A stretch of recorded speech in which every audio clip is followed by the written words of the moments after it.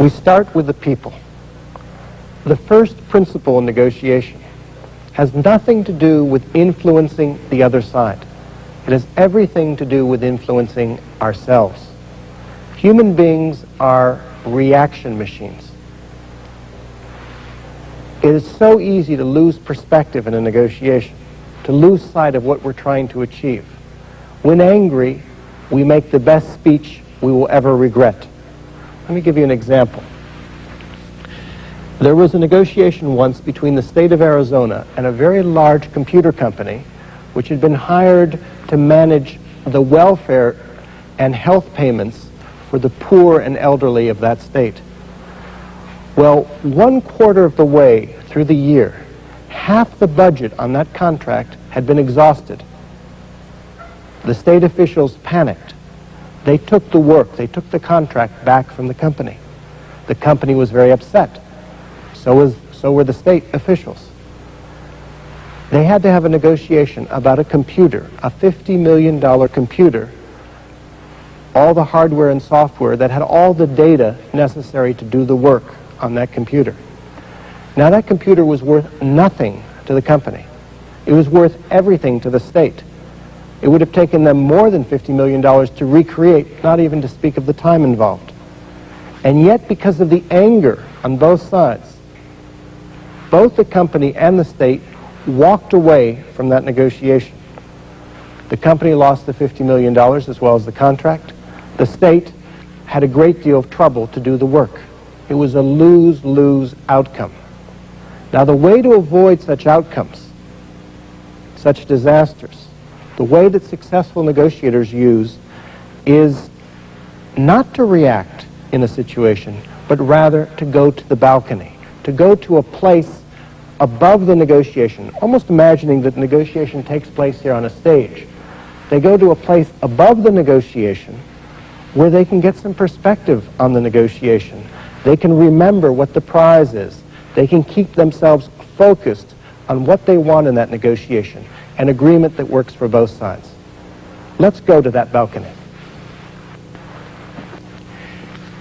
Here we are on the balcony, getting some perspective on the negotiation, keeping our eyes focused on what is it that we want to get out of this negotiation.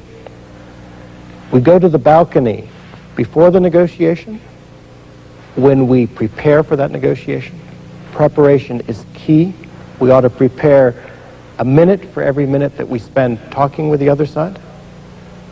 We go to the balcony during the negotiation, constantly.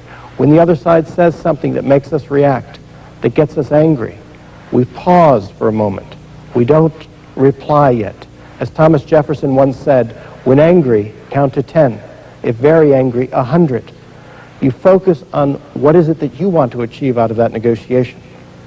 We go to the balcony when we take a coffee break and we talk with our teammates about how best to readjust our strategy. And then we go to the balcony after the negotiation ends to talk about what worked, what didn't work, what should we do differently next time. Learning is key in negotiation. It's so easy in a negotiation to lose perspective, to lose sight of what we want. The key is to be able to go to the balcony, to be able to get that mental perspective. That's why going to the balcony is the foundation for a successful negotiation. If the first principle of this method is to go to the balcony, the second is to step to the other side. It's to put yourself in their shoes. If someone were to ask me, what is the single most important skill that a negotiator needs to have? It's this ability to put yourself in the other side's shoes and see the world the way they see it. Negotiation, after all, is an exercise in influence. You're trying to change someone else's mind. You need to start, therefore, from where their mind is, not from where yours is. I remember my uncle once coming to visit me at Harvard. It was his 25th alumni reunion. And at one point he took me aside and he said, you know, Bill, it's taken me 25 years to unlearn what I learned at Harvard Law School. He said, what I learned at Harvard Law School is that all that counts in life are the facts. Who's right and who's wrong. And what it's taken me 25 years of being in the world of business is to discover that just as important as the facts are people's perceptions of those facts. Unless you're able to put yourself in their shoes, understand the way they see the situation, you're never going to be that effective at either making a deal or settling a dispute.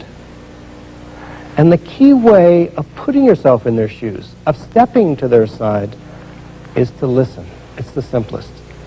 I remember once being in a union management negotiation, one which was very difficult, which had led to a strike in the previous time, and it looked like it was going towards a strike again. But there was a breakthrough in the negotiations. Things started to get more positive. And if you looked for the moment of that breakthrough, it was when one side, in this case the union, began to listen. Instead of reacting to what management said, instead of arguing with management, they said, "Tell us some more about what you mean." That's when the conversation shifted. Listening is key. If you actually observe the practice of successful negotiators, you'll find that they actually listen far more than they talk. We often think the best negotiator is the best talker, but really the best negotiator is the best listener. And that's why it's useful, for instance, as a practical technique, we often appoint a spokesperson, someone on our team who's going to speak. It's just as important to appoint a listener. It's all part of putting yourself in their shoes. Up on the other side's shoes is to understand their culture. Culture, after all, is a language. It's a communication system. And if you don't understand it, you're not going to get that far in a negotiation. I remember one incident where a large American automobile manufacturer, the vice president of this company, had a meeting with his Korean partner who owned an automobile company there in Korea. And the American company was interested in increasing its share. It had 10% of this Korean company. It wanted to increase its share to 50%. And the vice president asked his Korean colleague, the president of the Korean company, if this was possible. And the answer came back from the Korean president, that is not impossible. So the American went back to Detroit. He got all organized. He sent a high-level team over to Seoul to have a meeting to discuss buying 40%, an extra 40% of the Korean company. Well, they couldn't even have a meeting with their Korean counterparts. They were always excuses, and they were chasing their Korean counterparts around Seoul for 2 weeks until finally some kindly Korean took them aside and explained to them that that is not impossible in Korean culture, means over my dead body. Never. In fact, the Korean president had no interest in selling that 40%. He was just being polite and not saying no. That underscores the importance of putting yourself in the other side's shoes, understanding their culture, their language, if you're going to negotiate effectively.